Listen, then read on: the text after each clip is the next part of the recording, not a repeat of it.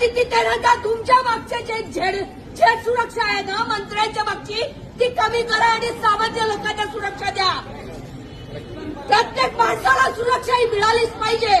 का आम्ही आमच्या देशात भिवून बागायचं, का भिवून जायचं, का आमच्या हातात हे नाहीये. आम्हालाही कायदा सुव्यवस्था कळते. का कोणी संरक्षण मंत्री नाहीये तिथं बघायला. स्वतः प्रत्येक जण बघतायत मला खुर्ची पाहिजे, मला सत्ता पाहिजे, मला पैसा पाहिजे. का आणि आमच्या दारी येतात भीक बघायला मताची. माणसाच्या मताची किंमत राहिली आहे कुठे. तुम्ही ईव्हीएम मध्ये घोटाळे करता, तुम्ही खुर्ची पडता, तुम्ही सरकार बदलून टाकता.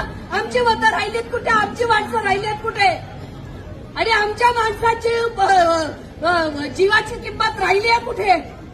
कशा काय तिथल्या लोक आहेत ते येऊ शकतात इथल्या पोलिसांच्या गणवेशात आणि तिथे हल्ला